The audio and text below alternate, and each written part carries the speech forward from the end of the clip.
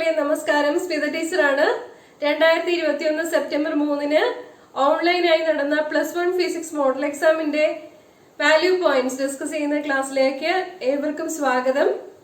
10 വോളിയങ്ങളിലായി ഒരു model question paper വളരെ വിശദമായി കണ്ടു കഴിഞ്ഞതുകൊണ്ട് വിശദീകരണങ്ങളിലേക്കൊന്നും കടക്കുന്നില്ല. ജസ്റ്റ് വാല്യൂ പോയിന്റ്സ് മാത്രമാണ് പറയാൻ ഉദ്ദേശിക്കുന്നത്. Okay, answer any 3 questions from 1 to 5. Each carries 1 score. 5 ചോദ്യങ്ങൾ തന്നിട്ടുള്ളതിൽ നിന്ന് ഏതെങ്കിലും 3 എണ്ണത്തിനാണ് ഉത്തരം എഴുതേണ്ടത്. 5 എണ്ണത്തിനെയും ആൻസർ അറിയാമെങ്കിൽ 5ഉം എഴുതാം. പക്ഷേ നിങ്ങൾക്ക് പരമാവധി 3 സ്കോർ ആയിരിക്കും ഇവിടെ നിന്ന് കിട്ടുക. 3 മാർക്കാണ് ഒരു മാർക്കിന്റെ സെക്ഷനിൽ നിന്നും പരമാവധി സ്കോർ ചെയ്യാനാവുന്നത്. First question, name the branch of physics which deals with light energy. Answer optics. Second question, out of the fundamental forces in nature which is the weakest force. Weakest force is gravitational force. 4 fundamental forces ആണ് ഉള്ളത്. Strongest force എന്ന് പറയുന്നത് strong nuclear force ആണ്. Third question, the maximum value of static friction is called limiting static friction. Fs maximum എന്നാണ് limiting static ഫ്രിക്ഷനെ സൂചിപ്പിക്കാറുള്ളത്. Movement തുടങ്ങുന്നതിന് തൊട്ട് മുമ്പുള്ള ഫ്രിക്ഷന്റെ value ആണ് ലിമിറ്റിംഗ് സ്റ്റാറ്റിക് ഫ്രിക്ഷൻ എന്നതുകൊണ്ട് ഉദ്ദേശിക്കുന്നത്. Fourth question, the moment of linear momentum is called angular momentum. Fifth question, according to kinetic theory of gas, what is the pressure of an ideal gas molecule? P equal to 1/3 mnv² bar എന്നതാണ് expression. ഇതിന്റെ എല്ലാത്തിന്റെയും details 10 വോളിയങ്ങളായിട്ടുള്ള ക്ലാസ്സിൽ ഉണ്ട്. അത് ആരെങ്കിലും കാണാത്തതുണ്ടെങ്കിൽ ഒരിക്കൽ കൂടി കാണണം. Fifth question answer 1/3 mnv² bar എന്നതിൽ m എന്നത് mass of an ideal gas molecule ആണ്. n എന്നാൽ number of molecules per unit volume എന്നതാണ്. v² bar mean square velocity ആണ്. ഓക്കെ, സോ 1 മാർക്കിന്റെ സെക്ഷൻ കഴിഞ്ഞു. ഇനി 2 മാർക്കിന്റെ ക്വസ്റ്റ്യൻസ് പരിശോധിക്കാം. ക്വസ്റ്റ്യൻ നമ്പർ 6 to 16 2 മാർക്കിന്റെ ചോദ്യങ്ങളാണ്. ഏതെങ്കിലും 5 എണ്ണത്തിനാണ് ഉത്തരം എഴുതേണ്ടത്. പരമാവധി 10 മാർക്കാണ് ഈ സെക്ഷനിൽ നിന്ന് സ്കോർ ചെയ്യാനാവുന്നത്. Write the SI units of the following fundamental quantities. Electric കറന്റിന്റെയും പ്ലെയിൻ ആംഗിളിന്റെയും യൂണിറ്റ് എഴുതാനാണ് പറഞ്ഞിരിക്കുന്നത്. SI യൂണിറ്റ്, ഇലക്ട്രിക് കറന്റിന്റെ SI യൂണിറ്റ് ആംപിയർ ആണ്. ക്യാപിറ്റൽ A എന്ന് സിമ്പൽ എഴുതാം, അല്ലെങ്കിൽ ആംപിയർ എന്ന് സ്മോൾ ലെറ്റേഴ്സിൽ എഴുതാം. പ്ലെയിൻ ആംഗിളിന്റെ യൂണിറ്റ് റേഡിയൻ ആണ്. ഷോർട്ടാക്കി RAD എന്ന് എഴുതാം, rad. Seventh question, a body is travelling along a circular path of radius 10 meter as shown below. If it travels from A to B, find the distance and displacement of the body. അപ്പോൾ ഒരു circular പാത്തിൽ കൂടി ഒരു body travel ചെയ്യുന്നതാണ് കാണിച്ചിരിക്കുന്നത്. A മുതൽ B വരെ body എത്തുമ്പോഴേക്കും എത്രയാണ് ഡിസ്റ്റൻസ്, എത്രയാണ് ഡിസ്പ്ലേസ്മെന്റ് എന്നാണ് ചോദ്യം. അപ്പൊ ഡിസ്റ്റൻസ് എന്ന് പറഞ്ഞാല് പാത്ത് ലെങ്ത് ആണ്. പാത്ത് ലെങ്ത് എന്ന് പറഞ്ഞാല് ഇവിടെ A to B എന്ന് പറയുമ്പോ സർക്കംഫറൻസിന്റെ പകുതിയാണ് വരുന്നത്. Circumference of A circle is 2πr, അതിന്റെ പകുതി πr. സോ റേഡിയസ് 10 മീറ്റർ തന്നിരിക്കുന്നത് കൊണ്ട് πr ചെയ്യുമ്പോൾ 3.14 into 10 equal to 31.4 മീറ്റർ എന്ന് ഡിസ്റ്റൻസ് ട്രാവൽഡ് കിട്ടും. ഡിസ്പ്ലേസ്മെന്റ് എന്ന് പറഞ്ഞാല് ഇനിഷ്യൽ പോയിന്റ് ഫൈനൽ പോയിന്റിന്റെയും ഇടയിലുള്ള ഷോർട്ടസ്റ്റ് ഡിസ്റ്റൻസ് ആണ്. അതാണ് displacement. Displacement is in our case it is 2r, where r is the radius of the circle. Radius of the circle 10 meter എന്ന് തന്നിട്ടുണ്ട്. So the displacement is from A to B 2r and the answer is 2 into 10 equal to 20 meter. Clear? എട്ടാമത്തെ ചോദ്യം, write whether the work done in the following cases are positive, negative or zero. A. Work done by the frictional force. Negative വർക്കിന് example ആണിത്. Frictional force act ചെയ്യുന്നത് movement നടക്കുന്ന forward ഡിറക്ഷന് opposite ആയിട്ടാണ്. When the force and the displacement are in opposite directions, then we say that the work done by the force is negative. ഇവിടെ work done by the frictional force is negative. B. Work done by the centripetal force on a body moving in a circular path. Work done by the centripetal force എന്ന് പറയുമ്പോൾ അത് zero വർക്കാണ്. കാരണം centripetal ഫോഴ്സും ഡിസ്പ്ലേസ്മെന്റും തമ്മിലുള്ള angle 90 degree ആണ്. Cos 90 0 ആണ്. Work എന്ന് പറഞ്ഞാൽ W = F dot S ആണ്. ഡോട്ട് പ്രോഡക്റ്റിന് ഡിഫൈൻ ചെയ്യുന്നത് FS cos θ എന്നാണ്. ഫോഴ്സും ഡിസ്പ്ലേസ്മെന്റും മ്യൂച്വലി പെർപെൻഡിക്കുലർ ആകുമ്പോൾ ഇടയിലുള്ള ആംഗിൾ 90 ഡിഗ്രി ആകും. അപ്പോൾ വർക്ക് ഡൺ 0 ആകും. So work done by the centripetal force on a body moving in a circular path is 0. C. Work done by the gravitational force in a freely falling body. Gravitational force freely falling ബോഡിയിൽ ചെയ്യുന്ന work എന്ന് പറയുന്നത് positive വർക്കിന് ഉദാഹരണമാണ്. കാരണം gravitational force act ചെയ്യുന്നതും freely ഫാളിങ്ങിന്റെ കേസിൽ ഡിസ്പ്ലേസ്മെന്റും downward തന്നെയാണ്.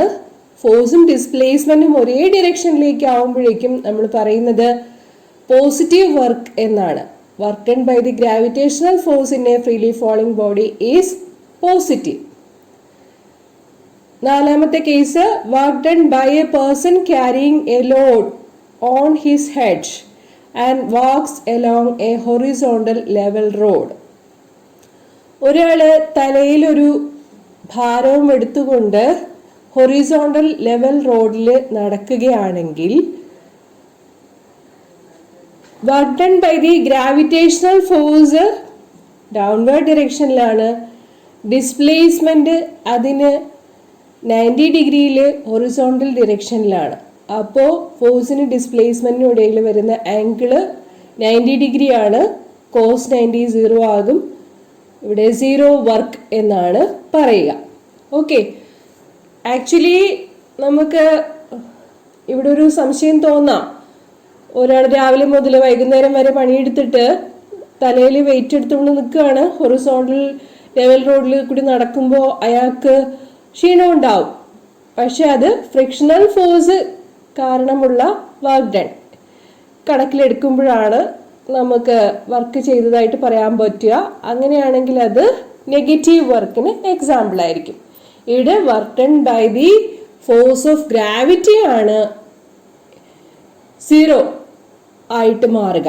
ഓക്കെ, ഡി പാർട്ടിൽ തന്നിരിക്കുന്ന കേസിൽ 9ാമത്തെയും 10ാമത്തെയും ചോദ്യങ്ങളുടെ ഉത്തരങ്ങൾ എഴുതിയിട്ടുണ്ട്. നോക്കിക്കോളൂ.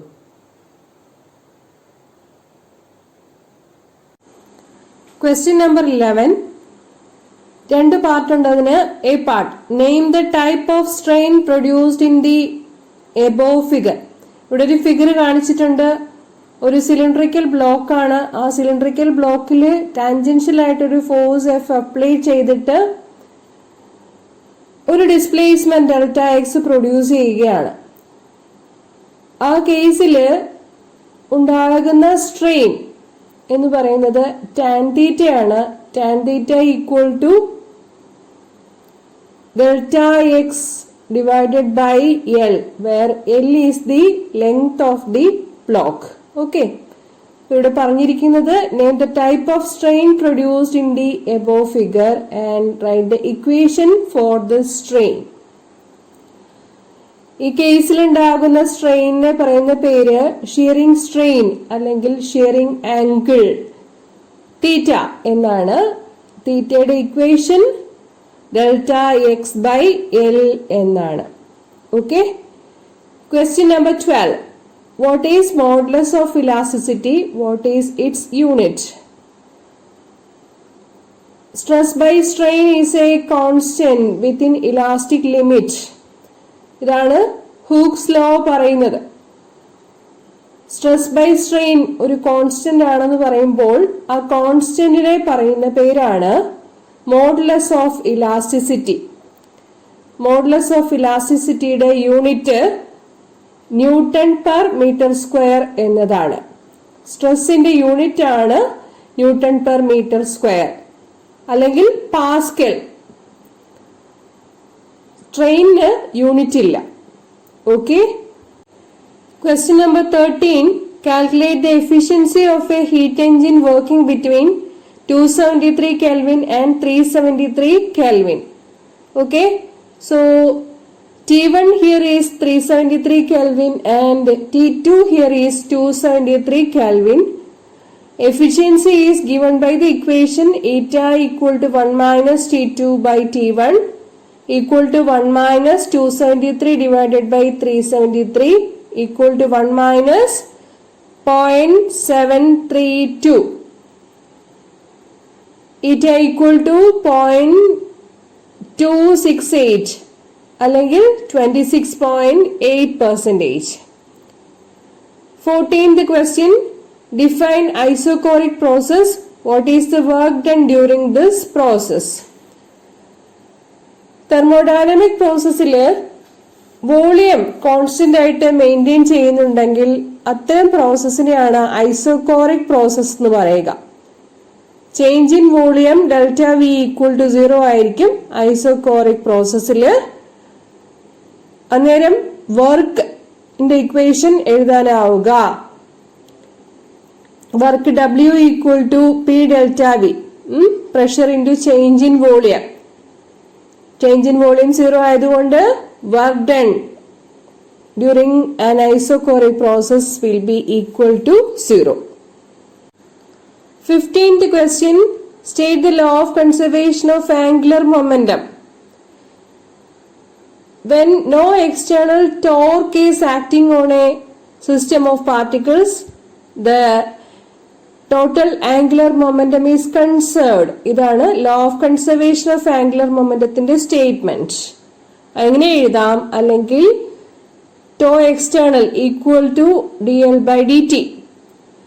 L എന്നാൽ ആംഗുലർ മൊമെന്റം ആണ്.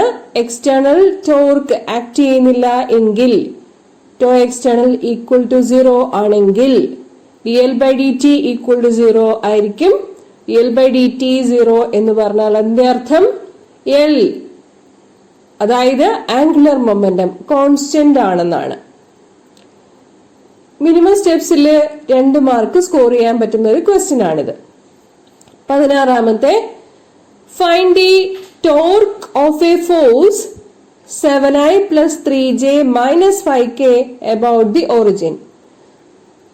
The force acts on a particle whose position vector is I minus j plus k. Torque എന്ന് പറഞ്ഞു കഴിഞ്ഞാൽ മൊമെന്റ് ഓഫ് ഫോഴ്സ് ആണ്. Torque is given by the equation torque tau equal to vector R cross vector F. Position വെക്ടറിന്റെയും force വെക്ടറിന്റെയും cross product എടുക്കുകയാണ് ചെയ്യേണ്ടത്. Determinant ഫോമില് cross product എടുക്കാൻ എളുപ്പമാണ്. എപ്പോ കമ്പോണന്റ് ഫോമില് വെക്ടേഴ്സ് തന്നിരിക്കുമ്പോ. അപ്പോ I minus J plus K അതാണ് വെക്ടർ ആർ. വെക്ടർ എഫ് എന്നാൽ 7i plus 3j minus 5k ആണ്. കമ്പോണന്റ് ഫോമിൽ എഴുതുമ്പോ ijk. വെക്ടർ ആറിന്റെ കോഎഫിഷ്യൻസ് ijk എഴുതുക. അതിന്റെ താഴെ വെക്ടർ എഫിന്റെ ijk കമ്പോണൻസിന്റെ കോഎഫിഷ്യൻസ് എഴുതുക. ഓക്കെ. അത് കഴിഞ്ഞിട്ട് നമ്മൾ ചെയ്യേണ്ട എന്താന്ന് വെച്ചാല് കമ്പോണന്റ് ഫോമില് വാല്യൂ കണ്ടുപിടിക്കുകയാണ്. അപ്പോ ijk ആ റോയും I17 ആ കോളവും ഒഴിവാക്കിക്കൊണ്ട് -1 into -5 minus 1 into 3 into I എടുക്കുക. പിന്നെ സെക്കൻഡ് എടുക്കാനാവുമ്പോഴത്തേക്കും നമുക്ക് മൈനസ് എടുത്തിട്ട് ചെയ്യാം, അല്ലെങ്കിൽ പ്ലസ് എടുത്തിട്ട് ചെയ്യാം. ജെ ഉൾക്കൊള്ളുന്ന റോയും കോളവും ഒഴിവാക്കിക്കൊണ്ട് ബാക്കിയുള്ളതിന്റെ പ്രോഡക്റ്റ് എടുത്തിട്ട് അതിന്റെ വാല്യൂ കണ്ടുപിടിക്കുക. പിന്നെ കെയുടെ വാല്യൂ എടുത്തിട്ട് അതുപോലെ ചെയ്യുക. അപ്പോ റോയും കോളവും ഒഴിവാക്കിക്കൊണ്ടാണ് ഇവിടെ നമുക്ക് ക്രോസ് പ്രോഡക്റ്റ് എടുക്കാനുള്ളത്. ഐ കമ്പോണന്റിന്റെയും ജെ കമ്പോണന്റിന്റെയും കെ കമ്പോണന്റിന്റെയും. ആൻസർ കിട്ടുക 2i plus 12j plus 10k എന്നായിരിക്കും. ഇനി 3 മാർക്കിന്റെ ചോദ്യങ്ങളാണ്. Answer any 4 questions from 17 to 24. 17 മുതൽ 24 വരെ ഉള്ള ചോദ്യങ്ങളിൽ നിന്ന് ഏതെങ്കിലും 4 എണ്ണത്തിന് ഉത്തരം എഴുതണം. പരമാവധി 12 മാർക്ക് ഈ സെക്ഷനിൽ നിന്ന് സ്കോർ ചെയ്യാനാവും. 4 into 3 equal to 12. 17ാമത്തെ ചോദ്യം. The distance traveled by a freely falling body is given by the equation y equal to y0t minus half gt square. Using the principle of dimensions, check the correctness of the equation. Principle of homogeneity of dimensions പ്രകാരം തന്നിരിക്കുന്ന ഇക്വേഷന്റെ correctness check ചെയ്യാനാണ് പറഞ്ഞിരിക്കുന്നത്. Correctness check ചെയ്യുക എന്ന് പറഞ്ഞു കഴിഞ്ഞാൽ എല്ലാ ടേംസിന്റെയും ഡയമെൻഷൻസ് ഈക്വലന്റ് ആയിട്ട് കിട്ടിക്കഴിഞ്ഞാൽ ആ ഇക്വേഷൻ കറക്റ്റ് ആണ് എന്നാണ് അർത്ഥം. വൈയുടെയും v0tയുടെയും ഹാഫ് ജി ടി സ്ക്വയറിന്റെയും ഡയമെൻഷൻസ് ഒന്നു തന്നെയാണെങ്കിൽ ഈ ഇക്വേഷൻ കറക്റ്റ് ആണെന്ന് പറയാൻ പറ്റും. വൈ എന്നാൽ ഡിസ്പ്ലേസ്മെന്റിനെയാണ് സൂചിപ്പിക്കുക. എൽ എന്നതാണ് ഡയമെൻഷൻ. v0 വെലോസിറ്റി ആണ്. എൽ ടി റേസ് ടു -1 ആണ് അതിന്റെ ഡയമെൻഷൻ. ടി ടൈം ആണ്. അപ്പോൾ ആ പ്രോഡക്റ്റ് v0tയുടെ ഡയമെൻഷൻ കിട്ടുന്നതും എൽ എന്ന് തന്നെയാണ്. ഹാഫ് ജി ടി സ്ക്വയറിന്റെ ഡയമെൻഷൻസ് എടുക്കുമ്പോൾ ഹാഫ് ഒരു നമ്പർ ആണ്. ഡയമെൻഷൻസ് കണക്കാക്കേണ്ടതില്ല, അല്ലെങ്കിൽ എടുക്കാൻ പറ്റില്ല, ഇല്ല. ജി ടി സ്ക്വയർ എന്നതിൽ G acceleration due to gravity ആണ്. ആക്സിലറേഷൻ എന്നതിന്റെ dimension L T raise to -2 ആണ്. ടി സ്ക്വയറിന്റെ ഡയമെൻഷൻ ടി സ്ക്വയർ ആണ്. അപ്പോ T raise to -2 into T square cancel ആയി പോകും. M raise to 0 L raise to 1 എന്ന് പറഞ്ഞാൽ ജി ടി സ്ക്വയറിന്റെ ഡയമെൻഷൻ വരിക, ഹാഫ് ജി ടി സ്ക്വയറിന്റെ ഡയമെൻഷൻ വരിക എൽ എന്ന് തന്നെയായിരിക്കും. എല്ലാ ടേംസിന്റെയും ഡയമെൻഷൻസ് എൽ എന്ന് തന്നെ കിട്ടി. അപ്പോ ഇക്വേഷൻ ഡയമെൻഷനലി കറക്റ്റ് ആണെന്ന് പറയാം. ഡയമെൻഷൻസ് എഴുതുക എന്ന് പറഞ്ഞു കഴിഞ്ഞാൽ സാധാരണഗതിയിൽ എം എൽ ടി ഇവയുടെ പവറുകളായിട്ട് ഒരു ഫിസിക്കൽ ക്വാണ്ടിറ്റിയെ മെൻഷൻ ചെയ്യുക എന്നതാണ് ഉദ്ദേശിക്കുന്നത്.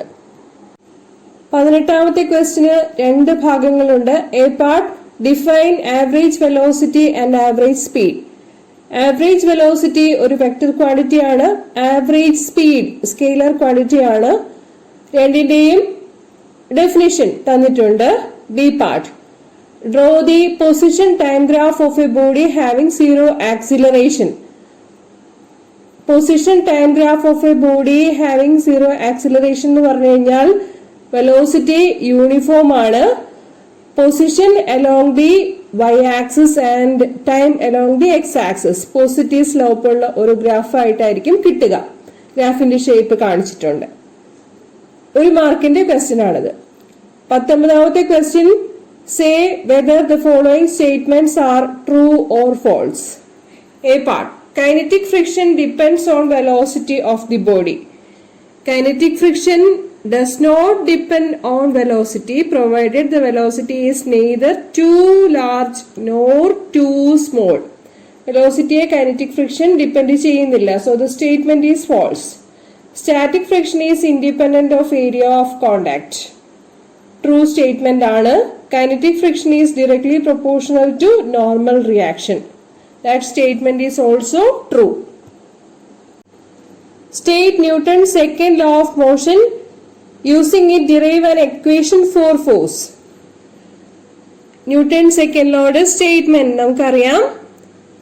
Second law of motion states that the rate of change of momentum of a body is directly proportional to the external force applied on the body, and the change takes place in the direction of the applied force. അതാണ് statement. F proportional to dp by dt എന്ന് മാത്തമാറ്റിക്കലായിട്ട് എഴുതാം. F proportional to dp by dt ഒരു constant of proportionality കൊടുത്ത് എഴുതുമ്പോൾ F equal to k into dp by dt എന്നാവും. P എന്നാൽ momentum ആണ്, mass into velocity ആണ് momentum.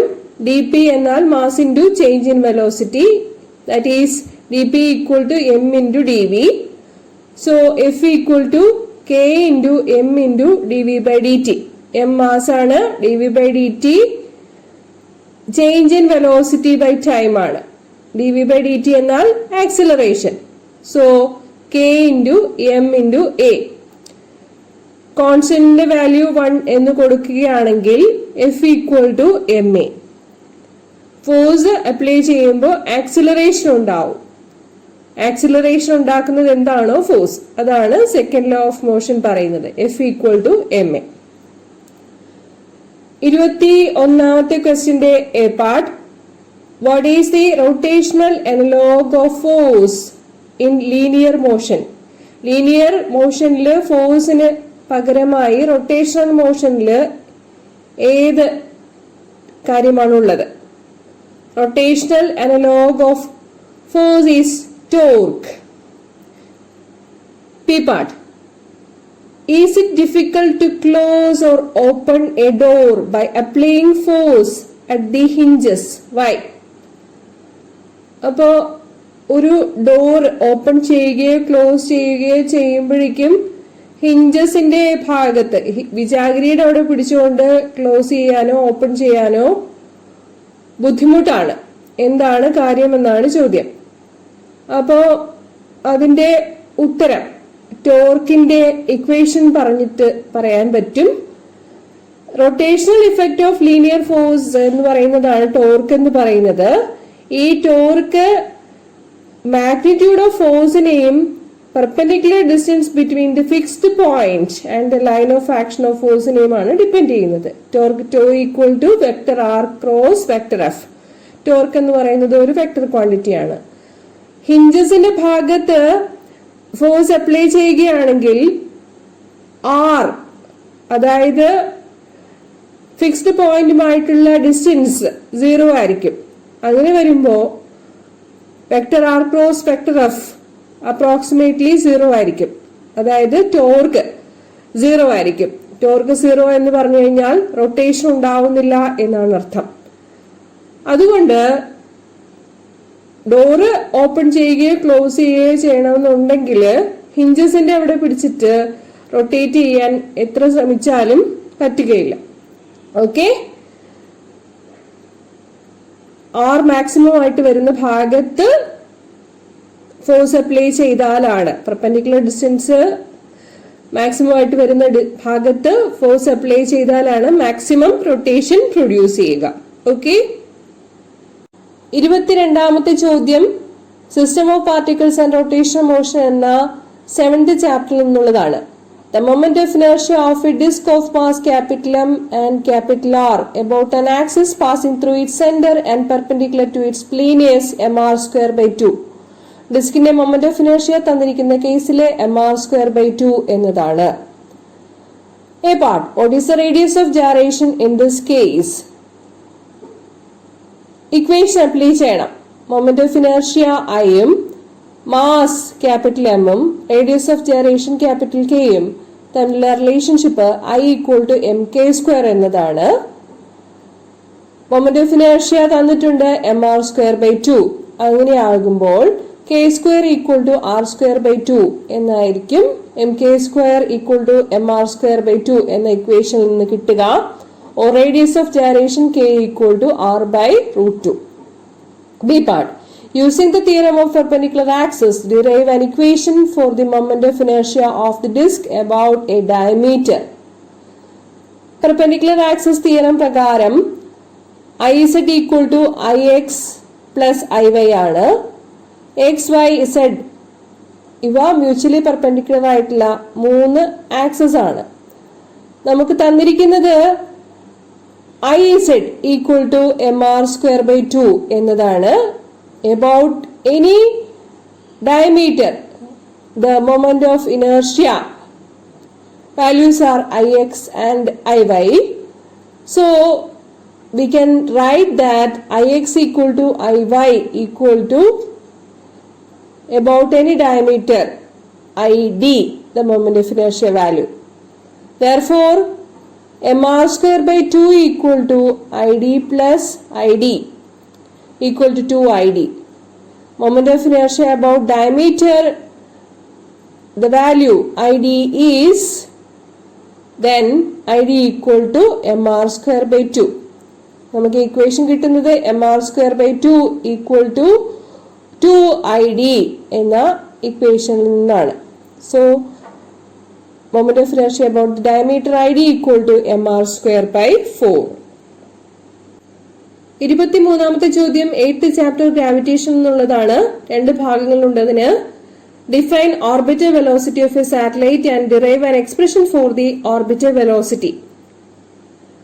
Speed of a satellite in an orbit is called the orbital velocity. അതാണ് A പാർട്ടിന്റെ answer. Derive an expression for the orbital velocity. When a satellite is in its orbit, then the centripetal force for the satellite is provided by the gravitational force. നമ്മുടെ സാറ്റലൈറ്റിന്റെ mass small m ആണെന്നിരിക്കട്ടെ, അതിന്റെ orbital radius small r ആണെന്നിരിക്കട്ടെ, v0 ആണ് orbital velocity എന്നിരിക്കട്ടെ. then mv0 square by r equal to g capital M small m divided by small r square. Okay. G is the gravitational constant and M is the mass of the earth അല്ലെങ്കിൽ mass of the planet. Okay. Then V0 കണ്ടുപിടിക്കാൻ വേണ്ടിയിട്ട് നമുക്ക് equation കിട്ടും. ഇവിടെ small M രണ്ടു വശത്തും cancel ആയി പോയി. V0 square equal to gm by r. V0 equal to square root of gm by r. പക്ഷെ നമുക്കറിയാം ആക്സിലറേഷൻ ഡ്യൂ ടു ഗ്രാവിറ്റിയും മാസ് ഓഫ് ദി എർത്തും തമ്മിലുള്ള relationship gm equal to gr square എന്നതാണ്. സോ gm പകരമായിട്ട് gr square കൊടുക്കുകയാണെങ്കിൽ നമുക്ക് equation ഇങ്ങനെ എഴുതാം. v0 equal to square root of gr square divided by small r. നമ്മുടെ സാറ്റലൈറ്റിന്റെ ഓർബിറ്റ് പ്ലാനറ്റിൽ നിന്നും h ഉയരത്തിലാണ് ഇരിക്കട്ടെ. റേഡിയസ് ഓഫ് ദി പ്ലാനറ്റ് അല്ലെങ്കിൽ radius of the earth capital R ആണെങ്കിൽ radius of the satellite small R equal to capital R plus H എന്ന് പറയാം.